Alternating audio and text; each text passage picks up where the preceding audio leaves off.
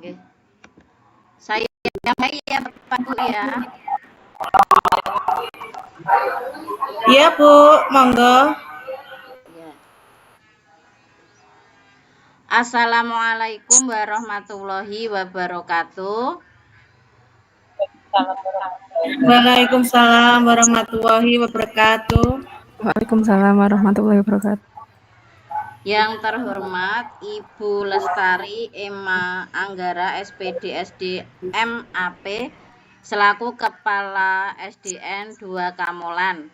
Yang kami hormati Bapak Ibu Dewan Guru SDN 2 Kamolan. Yang kami hormati Bapak Ibu Guru rekan sejawat Ibu Delia. Yang kami hormati dan kami banggakan Ibu Delia Puspa Chandrasari SPD SD selaku calon guru penggerak angkatan 9 yang pada hari ini akan menjadi narasumber untuk kegiatan diseminasi budaya positif di sekolah. Pada kesempatan yang mulia ini, marilah kita bersyukur kepada Allah Subhanahu wa taala atas segala nikmat sehingga kita bisa berkumpul di ruangan Meet ini untuk melaksanakan kegiatan diseminasi budaya positif di sekolah pada hari ini Sabtu 21 Oktober 2023. Sholawat beserta salam tiada lupa kita hadiahkan kepada Nabi teladan umat Muhammad Shallallahu Alaihi Wasallam. Allahumma sholli alaihi. Semoga dengan seringnya bersolawat kita akan mendapatkan pertolongan beliau di hari akhir nanti. Amin ya robbal alamin. Bapak Ibu yang berbahagia, pada kesempatan ini izinkan saya sebagai moderator untuk menyampaikan susunan kegiatan kita pada hari ini. Yang pertama pembukaan, yang kedua doa, yang ketiga penyampaian diseminasi budaya positif di sekolah, yang keempat tanya jawab, yang selanjutnya penutup. Bapak Ibu, marilah kita buka acara pada siang ini dengan bacaan Bismillah. Bismillahirrahmanirrahim. Semoga acara ini dapat berjalan dengan lancar ya Bapak Ibu. Untuk acara selanjutnya yaitu doa. Bapak Ibu, monggo kita berdoa bersama-sama sesuai agama dan kepercayaannya masing-masing sehingga acara ini dapat berjalan dengan lancar. Berdoa mulai. Bismillahirrahmanirrahim. Alhamdulillahirabbil alamin arrahmanirrahim maliki yaumiddin. Iyyaka na'budu wa iyyaka nasta'in ihdinas siratal mustaqim siratal ladzina an'amta 'alaihim ghairil maghdubi 'alaihim waladdallin. Amin. Menginjak acara selanjutnya yaitu penyampaian materi tentang diseminasi budaya positif di sekolah yang akan disampaikan oleh Ibu Delia Puspa Chandrasari SPD SD. Monggo Bu Delia, kami persilahkan. Terima kasih Bu Krisna atas waktunya. Sebelum kita mulai ke acara, saya mengucapkan banyak terima kasih kepada Bapak Ibu, teman-teman, rekan sejawat telah berkenan hadir di dalam ruang Jimit pada siang hari ini dan berdiskusi tentang budaya positif. Terima kasih sekali lagi saya ucapkan. Sekarang kita akan menginjak acara selanjutnya yaitu presentasi budaya positif.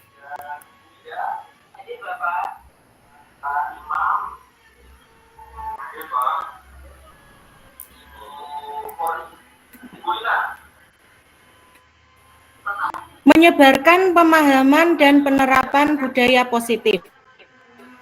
Sebelumnya, perkenalkan saya Delia Puspa Chandrasari, calon guru penggerak Angkatan 9 unit saya di SD Negeri 2 Kamolan, Kabupaten Blora.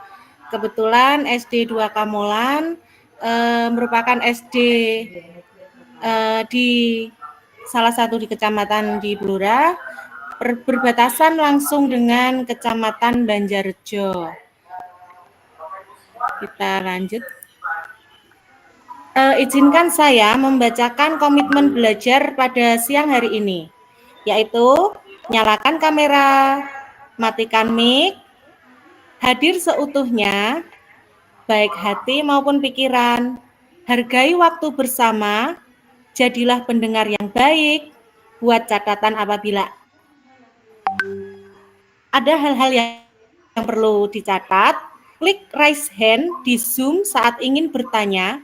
Gangguan teknis adalah hal biasa dalam sesi daring. Segera tinggalkan ruang jika sudah selesai.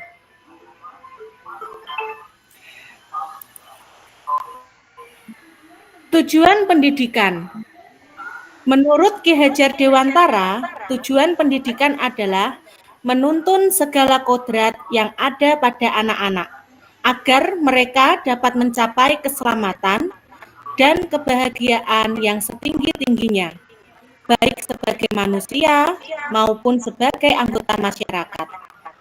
Oleh sebab itu, didik itu hanya dapat menuntun, tumbuh, atau hidupnya kekuatan kodrat yang ada pada anak-anak, agar dapat memperbaiki lakunya, bukan dasarnya. Hidup dan tumbuhnya kekuatan kodrat anak. Perlu kita tahu, Bapak Ibu Guru, selama ini guru hanya guru sebagai penentu, tetapi setelah adanya reformasi di dunia pendidikan, guru hanya bertugas untuk menuntun. Budaya positif. Apa itu budaya positif? Budaya positif di sekolah yaitu nilai dan kebiasaan di sekolah yang berpihak pada murid agar mereka dapat berkembang menjadi pribadi yang kritis, penuh hormat, dan Pancasila.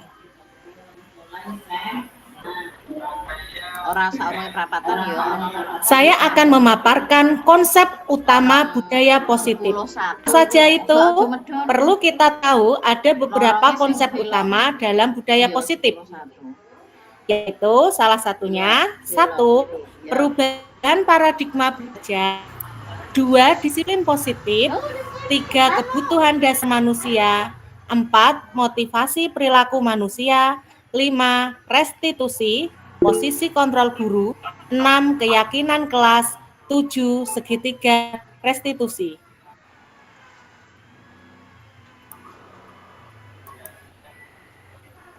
Kita akan menginjak pada nomor 1, yaitu perubahan paradigma belajar. Dalam membangun budaya positif, sekolah dapat menyediakan lingkungan yang positif, aman, berpikir, bertindak, dan tanggung jawab. Di sini kita perlu membangun budaya positif di lingkungan kita dan lingkungan di mana anak-anak belajar. Karena apa? Dengan budaya positif dapat menciptakan suasana yang membuat nyaman anak-anak untuk belajar. Kemudian, disiplin sangat berkaitan dengan kontak guru terhadap siswa.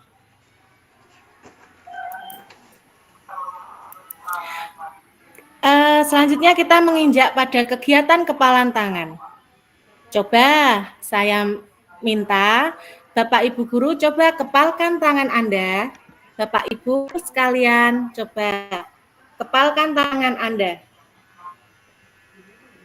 Anda dan teman Anda dapat melakukan kegiatan cobalah buka.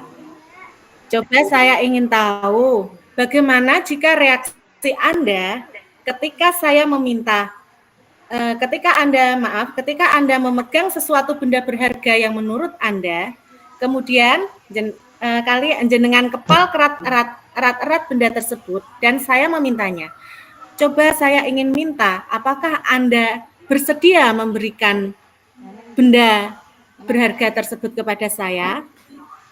Bersedia, mboten? Tidak, Bu. Tidak, Bu.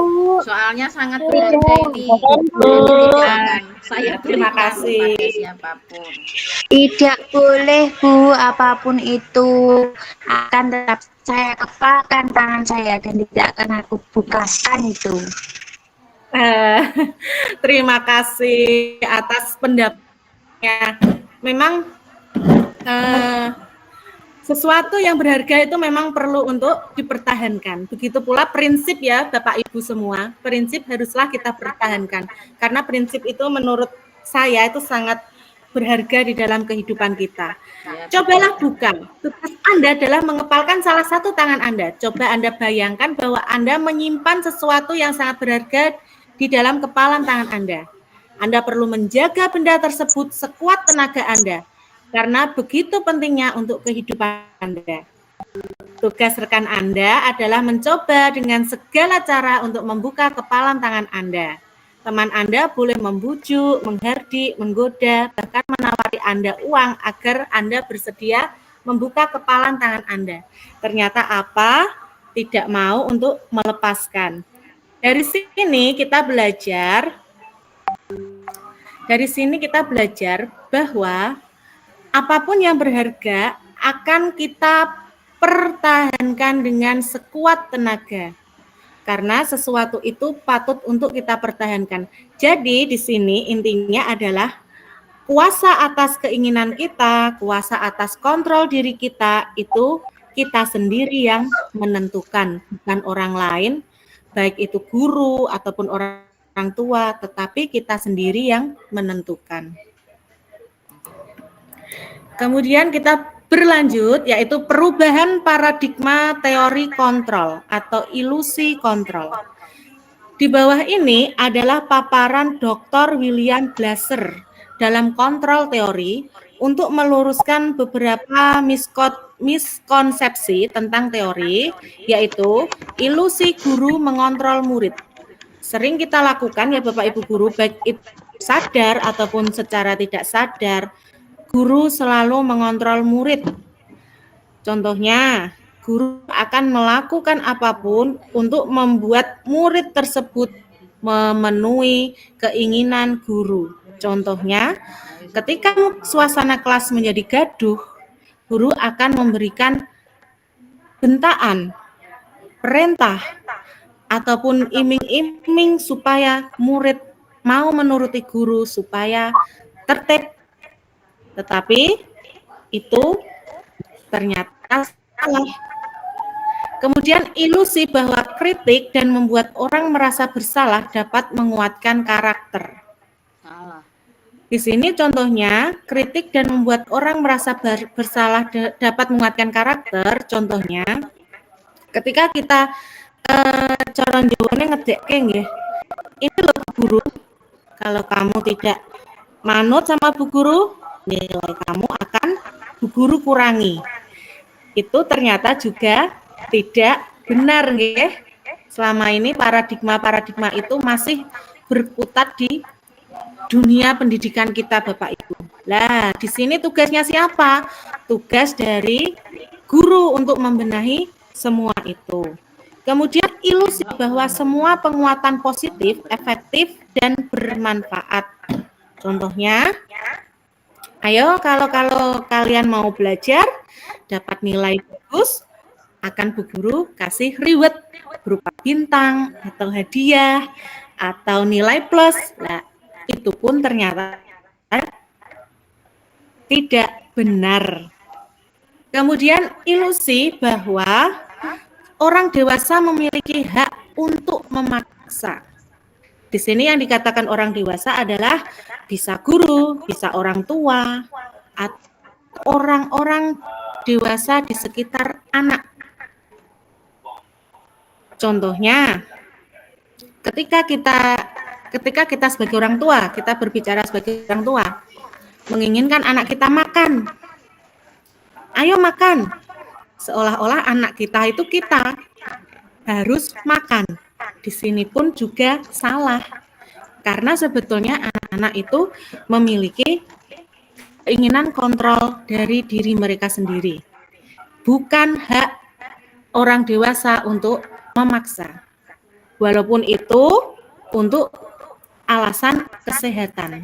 Misalnya, nanti kalau kamu nggak makan, kamu sakit loh. Nah, ini jadi di sini nanti. Ilusi bahwa semua penguatan positif, efektif, dan bermanfaat itu juga tidak benar. Ada hubungannya dengan yang bawah ini ya, teman-teman, Bapak Ibu semua. Kemudian kita lanjut.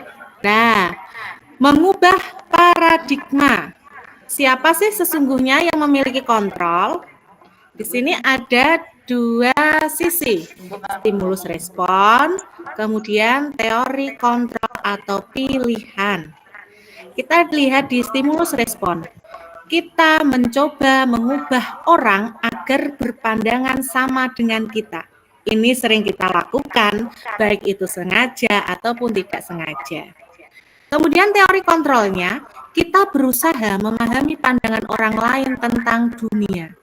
Contohnya, ketika kita punya prinsip secara tidak sengaja atau secara sengaja ataupun tidak sengaja, sadar atau tidak sadar, kadang kita memaksakan prinsip kita kepada orang lain. Padahal di teori kontrol atau pilihan, kita berusaha memahami pandangan orang lain juga tentang ini loh prinsip kita, ini loh prinsip mereka, seperti itu. Kemudian, perilaku buruk dilihat sebagai suatu kesalahan. Di teori kontrol atau pilihannya, semua perilaku memiliki tujuan. Ini semisal perilaku buruk dilihat sebagai suatu kesalahan. Misalnya, orang mencuri. Nah, itu kalau di dalam norma kan itu buruk. Perilaku buruk dilihat sebagai suatu kesalahan, itu sudah melanggar hukum. Tetapi di teori kontrol, semua perilaku memiliki tujuan. Mungkin mereka mencuri itu karena ada suatu alasan, mungkin karena ekonomi, kepepet atau apa itu. Tapi saya tidak membenarkan kalau mencuri itu benar. Mencuri itu tetap sebagai perbuatan yang melanggar hukum. Tapi di stimulus respon dan teori kontrol ada ini semua perilaku memiliki, di sini dilihat tujuannya apa, seperti itu. Kemudian orang lain pengontrol saya. Teori kontrolnya hanya Anda yang bisa mengontrol diri Anda. Contohnya, ketika kita dipaksa untuk makan, ayo makan. Tetapi kita sudah kenyang, kita sendiri yang tahu bahwa tubuh kita ini kenyang, belum butuh makan. Nah, di sini di teori kontrolnya hanya Anda yang bisa mengontrol diri Anda. Aku sing roh wetengku parek atau lesu, seperti itu ya. Kemudian kita lanjut, saya bisa mengontrol orang lain. Teori kontrolnya, Anda tidak bisa mengontrol orang lain. Contohnya ini, guru akan bisa menyuruh murid untuk diam ketika mereka berbuat gaduh saat pelajaran. Tapi kenyataannya ada juga yang ketika itu diam terus gaduh lagi. Nah, di sini ada teori kontrolnya, Anda tidak bisa mengontrol orang lain. Kemudian pemaksaan ada pada saat bujukan gagal. Pemaksaan ada pada saat bujukan gagal. Misalnya, ketika kita ingin merayu anak kita untuk mandi, contohnya, ayo nak mandi sudah sore, tapi anak kita tidak mau, terus kita, ayo mandi. Kita mengancam pada anak, nih mandi besok nggak tak kasih sangu loh. Nah, pemaksaan ada pada saat bujukan gagal. Ketika kita membujuk gagal, itu pasti ada pemaksaan. Di teori kontrol atau pilihan, kolaborasi konsensus menciptakan pilihan-pilihan baru. Misal tadi soal mandi. Ayo anak-anak, ayo nak kita mandi sudah sore. Nanti kalau anak kita tidak mau, bisa kita pilihan-pilihan baru. Coba ayo ke kamar mandi, kita mainan sabun atau apa, ya seperti itu. Kemudian model berpikir menang atau kalah. Model berpikir menang atau kalah. Ketika kita gagal dalam suatu hal, kita berpikir, kita kalah. Kita udah nggak punya harapan. Tapi di teori kontrol, model berpikir menang. Walaupun gagal, kita masih punya kesempatan untuk menang. Seperti itu. Kita lanjut ke materi selanjutnya, yaitu apa makna disiplin? Ayo, saya ingin tahu ini teman-teman atau Bapak Ibu guru, disiplin itu apa sih? Bisa jawab secara bersama-sama mungkin? Tepat waktu, Bu, disiplin, Bu. Tepat waktu. Apalagi ya? Sesuai aturan, Bu. Pinter, sesuai aturan. Apalagi ya ini? Memaksa Aturan. Taat aturan, ya. Memaksa nggak ya disiplin itu? Memaksa apa tidak disiplin? Mungkin di awal-awal itu pembiasaan harus sedikit dipaksa, Bu. Nanti kalau biasa disiplin baru dilepas sedikit-sedikit ya. Masuk akal. Terima kasih Ibu Aminah, okay. Terima kasih. Kita coba bisa lihat di sini. Apa itu disiplin positif? Dalam budaya kita, makna kata disiplin telah berubah menjadi sesuatu yang dilakukan seseorang pada orang lain untuk mendapatkan kepatuhan.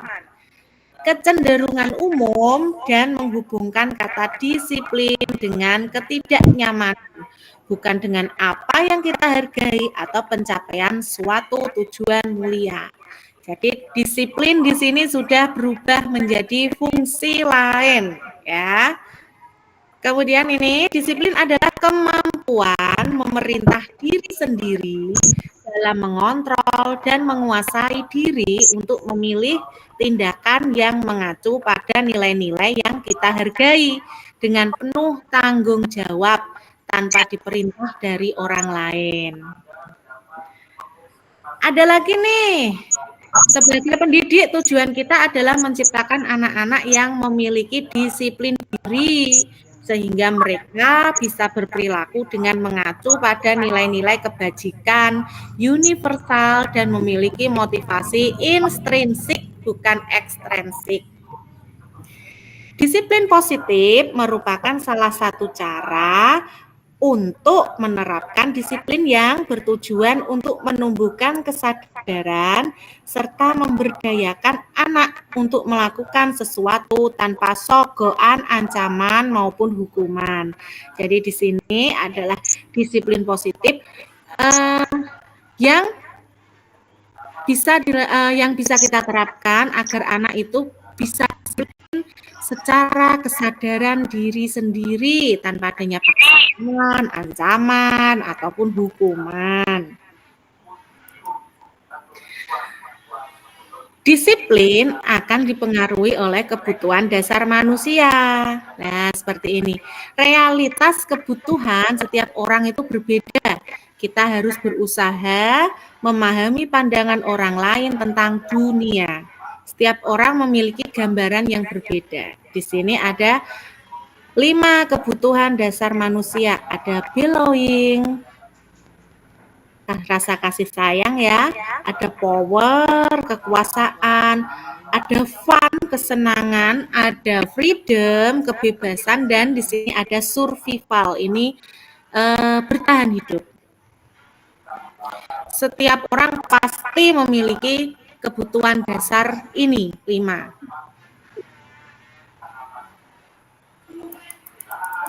Kemudian di sini saya memiliki contoh kasus, yaitu ada Mungkin ada yang ingin membacakan, monggo kasusnya. Asri adek menang. Nggih. Asri menang. Oh iya, iya. Ada yang ini? Bu Krisna coba saya dibaca. Saya nggak Bu kelihatan.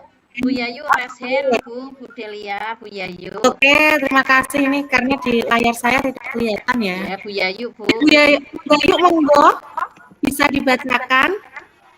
Nggih, Bu. Terima kasih. Assalamualaikum warahmatullahi wabarakatuh. Waalaikumsalam. Waalaikumsalam warahmatullahi wabarakatuh. Kasus Ibu Nara, guru kelas 5 di SD Nusantara, sedang bingung menghadapi salah satu muridnya di kelas yang bernama Bayu. Beberapa murid telah datang dan mengeluhkan Bayu yang sering meminta bekal makan siang mereka dengan paksa. Jika Anda menghadapi situasi seperti Ibu Nara, apa yang akan Anda lakukan? Menurut Anda, kira-kira apa alasan Bayu melakukan hal itu? Sampun, Bu. Terima kasih Bu Bayu. Ini ada kasus Ibu Nana. Ibu Nana, guru kelas 5 yang memiliki murid bernama Bayu. Yang beberapa murid telah datang dan mengeluh kalau Bayu sering meminta bekal siang mereka dengan paksa. Apa ya yang harus dilakukan sebagai seorang guru? Mungkin ini pernah juga kita alami sebagai guru ya. Ada laporan dari murid, Bu itu loh Bu, jaluan jajanku Bu, jaluan itulah seperti itu. Kita lihat dalam penyelesaian kasus ini. Dalam konteks penerapan disiplin positif, Ibu Nana sebaiknya mencari tahu alasan Bayu melakukan tindakan tersebut. Agar mengetahui kebutuhan mana yang sedang berusaha dipenuhi oleh Bayu, yaitu ini ada lihat, dari poin 1, Bayu lapar dan orang tuanya tidak membawakannya bekal makan siang. Survival, bertahan hidup. Kemudian 2, teman Bayu jadi perhatian ke Bayu. Nah, ini contoh ingin diperhatikan ya.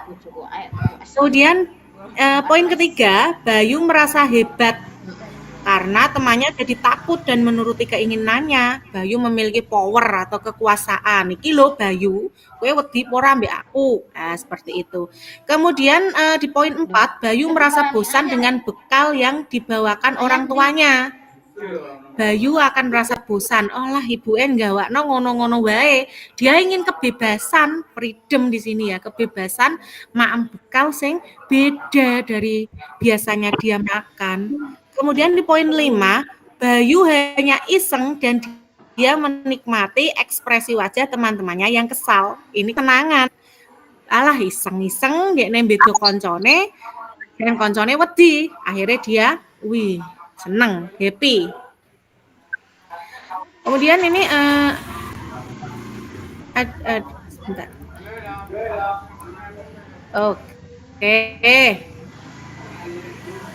Teori masuk ke teori motivasi manusia. Di sini ada 1, untuk menghindari ketidaknyamanan atau hukuman, apa yang akan terjadi apabila saya tidak melakukannya? Yaitu kemudian 2, untuk mendapatkan imbalan dari orang lain atau institusi, apa yang akan saya dapatkan apabila saya melakukannya. Kemudian 3, untuk menghargai diri sendiri, saya akan menjadi orang yang seperti apa bila saya melakukannya. Di sini ada motivasi eksternal ya, untuk menghindari kenyamanan, hukuman, apa yang terjadi bila saya tidak melakukannya. Motivasi eksternal. Dari luar, eksternal itu dari luar, motivasi dari luar. Nek aku gak ngelakokno, mesti aku akan mungkin dihukum, kena sanksi, didenda. Kemudian di sini ada motivasi eksternal juga, mendapatkan imbalan, penghargaan atau naik pangkat, uang, kekuasaan, itu motivasi eksternal. Kemudian ada untuk menghargai diri sendiri. Saya akan menjadi orang yang seperti apa bila saya melakukannya. Saya merasa puas jika saya melakukannya. Itu motivasi internal, yaitu motivasi dari diri sendiri lah. Saat inilah yang sedang kita gali, yaitu tujuan disiplin positif. Tujuan disiplin positif yang akan kita gali dan akan kita pelajari. Kemudian kita akan menuju ke konsep disiplin dengan identitas gagal. Apa sih itu identitas gagal? Kok ada identitas gagal? Kita menuju ke materinya, yaitu hukuman dan penghargaan. Dua kata ini, dua tindakan ini sering kita jumpai dalam kehidupan kita sehari-hari. Hukuman dan penghargaan. Nek salah dihukum, nek apik dapat penghargaan. Biasanya kan seperti itu kita dalam kehidupan kita sehari-hari. Hukuman terkesan menyakitkan, memaksa, tidak nyaman dalam waktu yang panjang. Murid akan merasa takut, murid akan menyembunyikan kesalahannya dengan kesalahan lain. Murid menjadi rendah diri atau tidak percaya diri. Sedangkan penghargaan, murid tidak efektif, merusak hubungan, mematikan kreativitas, menghukum dengan sistem ranking. Nah, itu sebabnya mengapa di kurikulum Merdeka yang kita terapkan sekarang ini tidak ada sistem ranking, karena ranking dianggap penghargaan yang dapat menghukum siswa. Jadi seperti ini Bapak Ibu. Kalau anak ranking 1, bangga dong, orang tua juga bangga. Tapi ketika pernahkah kita merasa di posisi anak yang tidak pernah mendapatkan ranking, pasti dia akan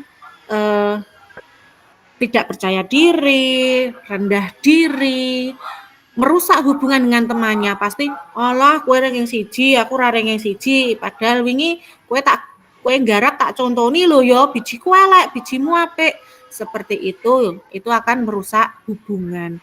Di sini makanya penghargaan dan hukuman ini menjadi konsep disiplin dengan identitas gagal. Kita lanjut lagi. Konsep disiplin dengan identitas sukses. Apa itu? Nah, kita sekarang yang sedang kita gali pada siang hari ini. Konsekuensi dan restitusi. Konsekuensi dan restitusi. Memang dua kata ini adalah kata baru di telinga kita. Kata yang jarang kita dengar. Mungkin baru dengar kali ini ya. Saya pun juga dulu jarang sekali mendengar kata konsekuensi dan restitusi. Baru setelah saya mengikuti beberapa bulan mengikuti pendidikan guru penggerak, barulah kata konsekuensi dan restitusi ini sering terdengar di telinga saya, dan mulai sedikit saya terapkan di pembelajaran saya setiap hari. Di sini ada konsekuensi tidak nyaman murid dalam jangka waktu pendek. Penguatan bersifat jangka pendek, adanya stimulus dan respon, menghormati peraturan.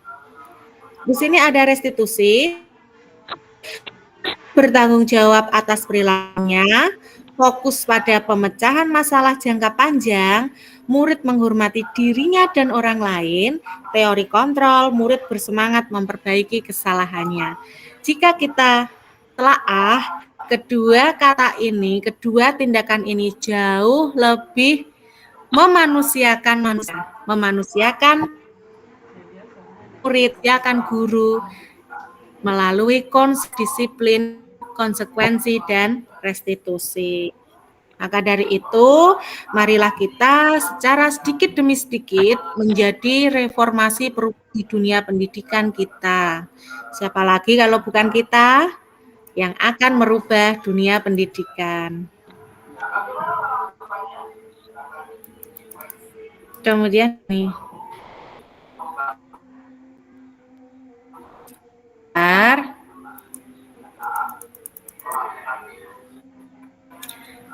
ya,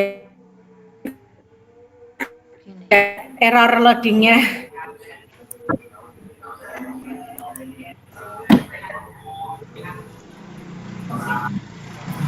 Sebentar, sinyalnya mungkin ya.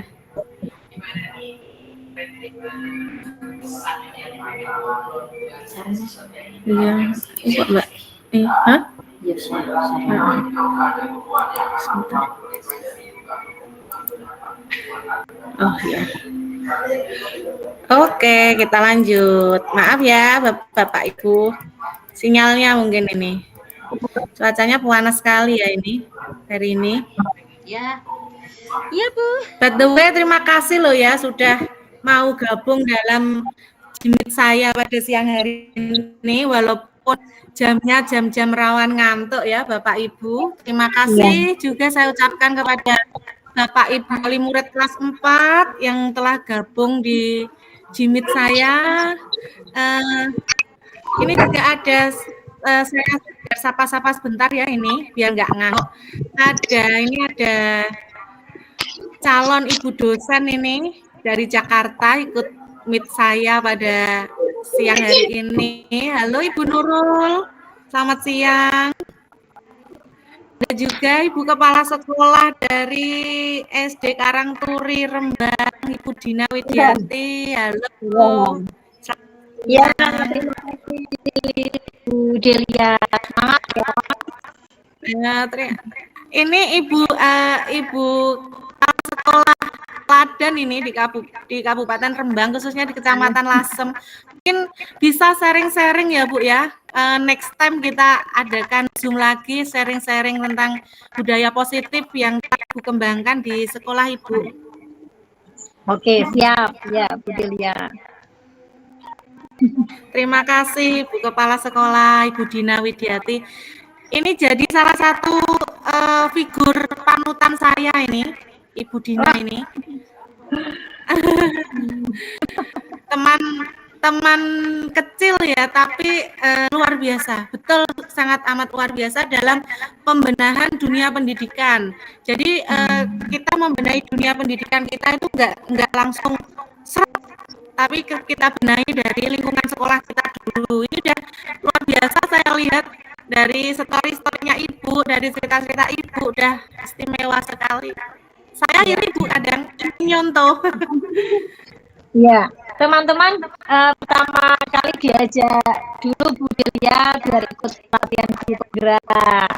Nah, dari pelatihan ini memang banyak sekali ilmu yang kita dapatkan, terutama bagaimana paradigma pendidikan yang seharusnya harus segera kita ubah ya. Banyak sekali konsep-konsep pendidikan yang selama ini kita ternyata salah ya. Nah, harus mau kita benahi sedikit demi sedikit, berproses ya teman-teman ya. Gitu ya. Terima kasih Bu Dina motivasinya. Mau nyapa lagi nih teman-teman dari kelompok A2. Selamat siang teman-teman. Terima kasih sudah gabung. Teman-teman SD Negeri 2 Kamolan, teman-teman dari selamat bergabung semua di acara diskusi kita pada siang hari ini.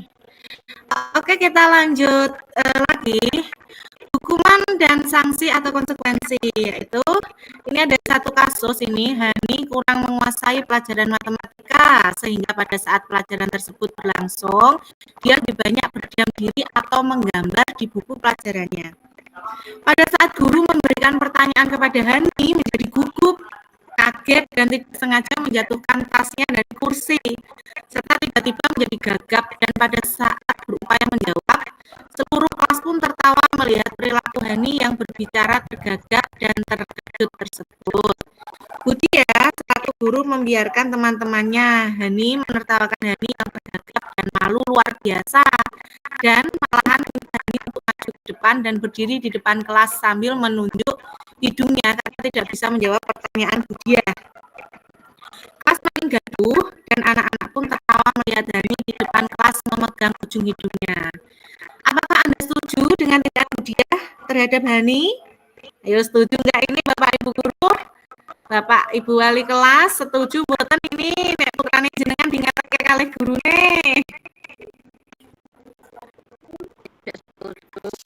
Tidak setuju. Mengapa ya? Mengapa ya? Ini kita cari jawabannya. Nah, yuk. Menurut Anda tindakan Budiah terhadap Hani adalah sebuah hukuman atau konsekuensi? Mengapa? Ayo kita cari jawabannya.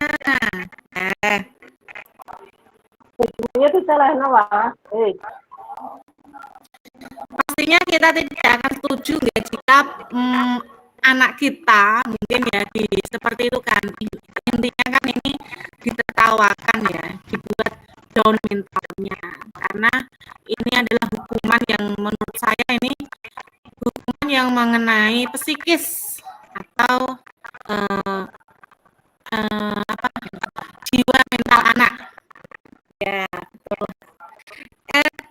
Sakit dari mungkin kita lihat kalau anak kita secara tidak sengaja dihukum secara mental, secara psikis seperti ini ya, mungkin akan menjadi trauma dan akan terbawa sampai dewasa. Itu akan terulang. Mungkin terus anak kita besarnya jadi ibu, jadi ayah, pasti akan terulang seperti itu ke generasi selanjutnya. Maka dari itu, marilah kita sama-sama kita putus mata rantai itu. Kemudian menurut Anda ini adalah hukuman atau konsekuensi? Kalau menurut saya, iya pinter, betul sekali hukuman ya, karena memberi jera, memberi hal yang tidak baik. Oke, next kita lanjut karena waktunya juga terus berjalan. Oke, lanjut. Mari Bupati, ayo hukuman atau konsekuensi ini. Ayo. Mencatat 100 kali di dalam buku kalimat. Saya tidak akan terlambat lagi karena tidak salah. Hukuman apa ini? Hukuman. Kemudian lari mengelilingi lapangan 2 kali karena terlambat hadir di sekolah. Hukuman Murid diminta untuk push up 15 kali karena tidak menggunakan masker di sekolah. Hukuman. Nggak pakai masker suruh push up malah tambah engap ya, semaput itu nanti muridnya. Nanti kalau semaput walah udah nanti dilaporkan ini dunia ke Pak Polisi. Hukuman hukuman fisik itu sekarang sangat tidak dibolehkan ya dalam sekolah. Kemudian menggunakan kertas tugas teman yang telah dicoret-coret, menggantikan kertas tugas teman yang telah dicoret-coret. Nah, ini konsekuensi karena harus mengganti ya. Bentuk tanggung jawab membersihkan tumpahan air di meja tulis karena tersenggol pada saat belajar. Konsekuensi guru untuk mengenakan sepatu seharian di sekolah karena tidak mengenakan sepatu hitam. Hukuman ya ini. Hukuman iya. Lari mengelilingi lapangan basket 4 kali karena terlambat 10 menit. Apa ini? Hukuman. Kita cek jawabannya. Iya. Terakhir tadi konsekuensi. Lari mengelilingi lapangan basket 2 kali karena terlambat 10 menit untuk pelajaran PJOK. Di sini ada konsekuensi. Jadi konsekuensinya kalau terlambat lari ya. Berbeda kalau seperti ini. Seperti murid diminta untuk push up, hukuman. Kemudian kita lanjut.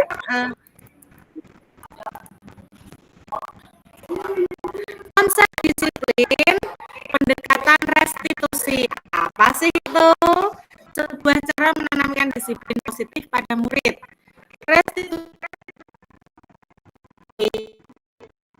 merupakan proses menciptakan kondisi bagi murid untuk memperbaiki kesalahan mereka sehingga mereka bisa kembali pada kelompok mereka dengan karakter lebih kuat. Ini pendapat dari Gosen. Kemudian ciri-ciri dari restitusi yaitu bukan menebus kesalahan namun belajar dari kesalahan, memperbaiki hubungan, tawaran bukan paksaan, menuntun untuk melihat ke dalam diri, mencari kebutuhan dasar yang mendasari tindakan,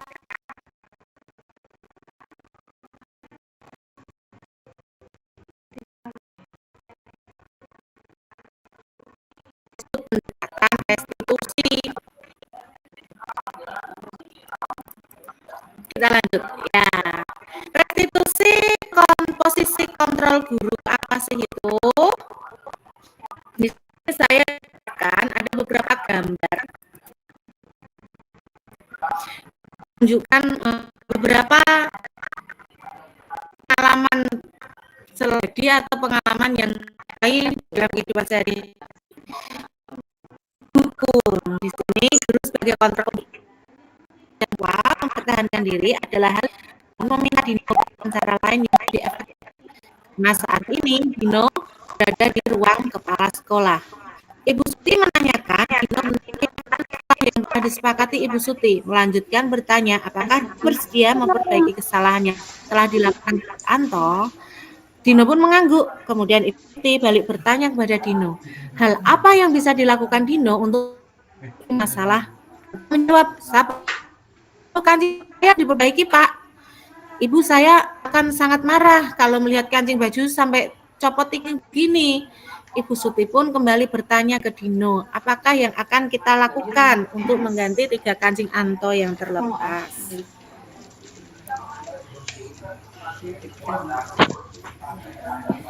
Kemudian kita berlanjut ke Dino berpikir sejenak, namun menjawab, tahu Bu, saya lem kembali mungkin ya Bu. Ibu Suti pun berpikir sebentar dan menanggapi, kalau dilem akan mudah terlepas kembali Dino, bagaimana kalau kamu menjahitkan saja, bersediakah kamu? Dino tampak ragu-ragu dan menanggapi, menjahit, karena saya tahu bagaimana menjahit Bu. Ibu Suti meneruskan, apakah kamu bersedia belajar menjahit? Dino berpikir sejenak, memandang ke meja Anto dan menanggapi, yang mengajari saya siapa Bu? Dengan cepat Ibu Suti menjawab, Pak Irfan, guru tata busana. Dino kembali diam sejenak, memandang ke meja Anto yang tanpa kancing. Akhirnya Anto mengangguk, tanda setuju, dan sepanjang siang Anto belajar menjahit dan memperbaiki kemeja Anto. Terakhir kali terlihat kedua anak laki-laki tersebut, Anto dan Dino, pada jam pulang sekolah. Mereka sudah bercengkram, bersendagurau kembali. Dari sini kita dapat menyimpulkan apa itu keyakinan kelas. Mengapa keyakinan kelas bukan peran kelas? Nah, di sinilah di dalam pendidikan guru penggerak saya mengenal adanya kata-kata keyakinan kelas. Apa itu keyakinan kelas? Keyakinan kelas itu adalah suatu keyakinan akan lebih memotivasi seseorang dari dalam diri atau intrinsik. Seseorang akan lebih bersemangat untuk menjalankan keyakinannya daripada hanya sekedar mengikuti peraturan. Mengapa kita memiliki peraturan harus menggunakan helm bila mengendarai kendaraan roda 2? Mengapa kita memiliki peraturan 3M menggunakan masker, mencuci tangan, dan menjaga jarak 1,5 meter? Contohnya seperti ini. Kemudian kita lanjut di budaya positif. Di sini ada mulai dari kelas, peraturan kelas, menuju ke keyakinan kelas, menuju ke lingkungan positif, menuju ke budaya positif. Kita mulai dari hal yang paling sederhana dan paling kecil di kita, yaitu dengan merubah peraturan kelas menjadi keyakinan kelas.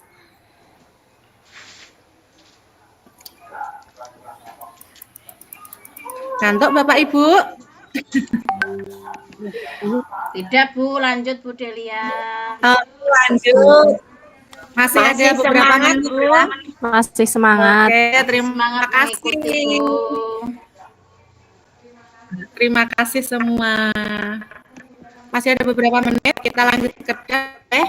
Di sini ada peraturan dan keyakinan kelas. Inilah pembedanya.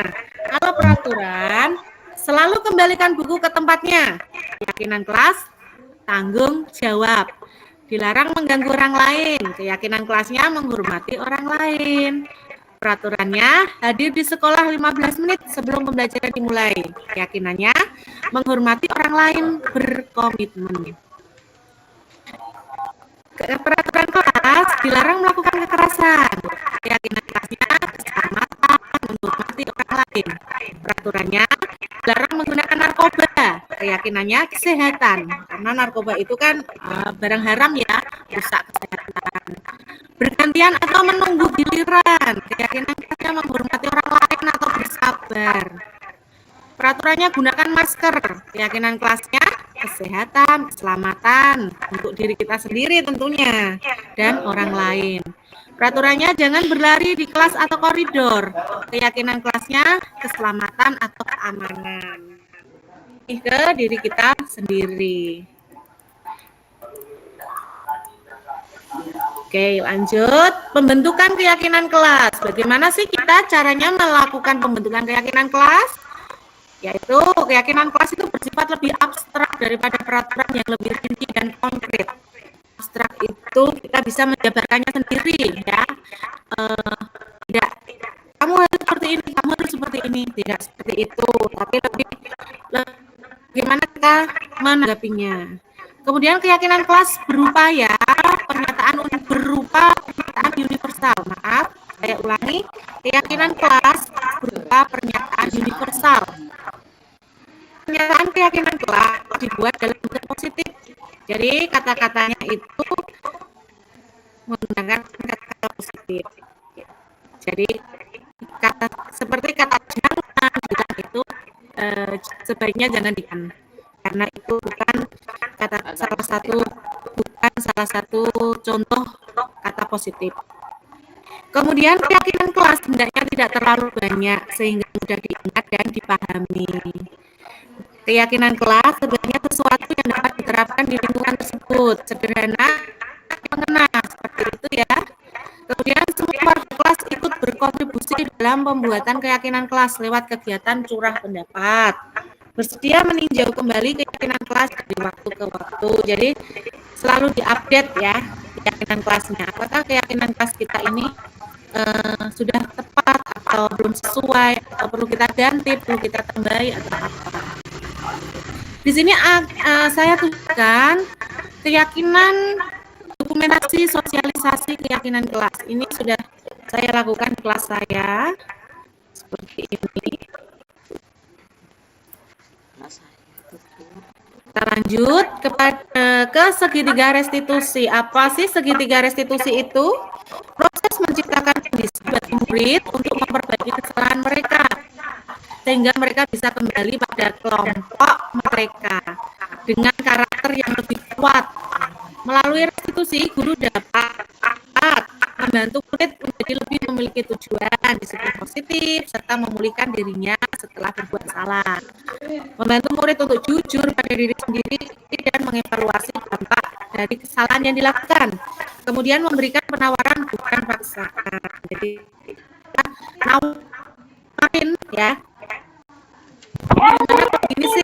Gimana kalau gini, bukan paksaan. Tawaran sama paksaan berbeda. Paksaan, kamu harus gini, ayo, kamu nggak boleh gitu. Nah, itu paksaan. Tapi kalau tawaran, gimana kalau seperti ini, ayo, seperti itu. Ini adalah gambar dari segitiga restitusi. Dia untuk memudahkan guru dan orang tua dalam melakukan proses untuk menyiapkan anak-anaknya untuk melakukan restitusi, bernama segitiga restitusi. Segitiga restitusi ini hanya diberlakukan dalam kegiatan belajar mengajar di kelas, tetapi juga bisa dalam apa yang penting bagi kamu. Apa boleh tetap berusaha menjaga sikap itu, tapi tambahkan sikap orang lain yang baru. Maukah kamu belajar cara lain untuk mendapatkan yang kamu butuhkan tanpa harus memukul? Apakah kamu bisa melakukan dengan lebih baik lagi besok? Oke,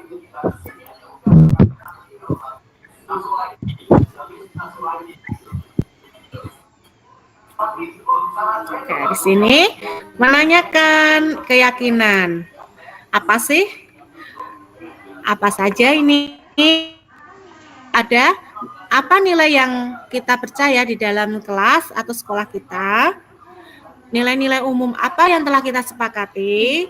Kelas yang ideal itu apa sih? Kamu ingin jadi anak seperti apa? Apa yang kamu rasakan ketika kamu melakukan itu? Kamu menjadi orang yang seperti apa? Nah, di sini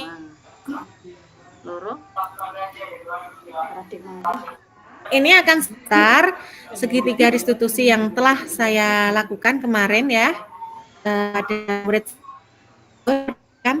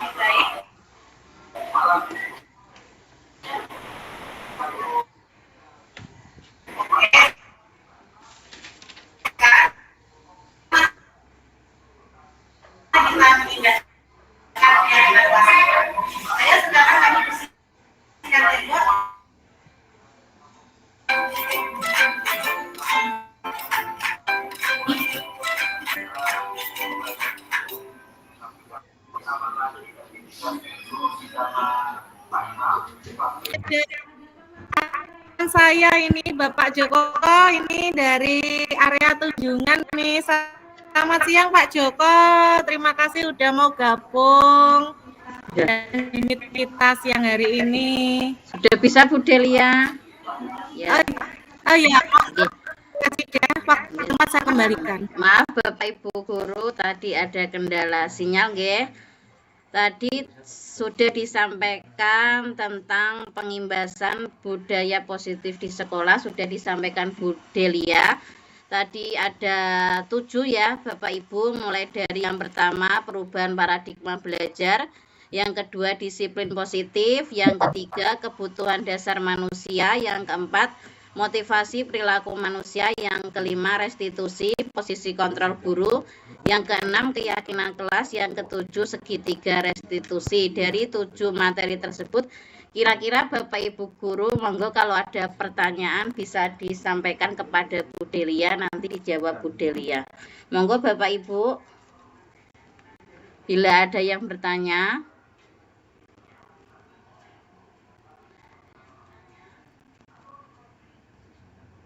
Kira-kira sudah jelas semua?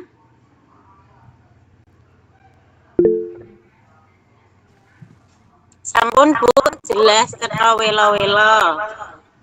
Mbak Yayu sudah jelas tadi pengimbasan budaya positif yang disampaikan Bu Delia. Sudah jelas ya Bapak Ibu. Semoga kedepannya nanti bisa kita terapkan ya Bapak Ibu, mulai dari perubahan paradigma belajar, disiplin positif, kebutuhan dasar manusia, motivasi perilaku manusia, restitusi posisi kontrol guru, keyakinan kelas, dan segitiga restitusi. Semoga kedepannya nanti bisa kita terapkan. Demikian tadi presentasi pengimbasan budaya positif di sekolah yang disampaikan oleh Bu Delia. Saya di sini sebagai moderator meminta maaf yang sebesar-besarnya bila ada salah kata. Demikian ya Bu Delia, kita akhiri. Nggih.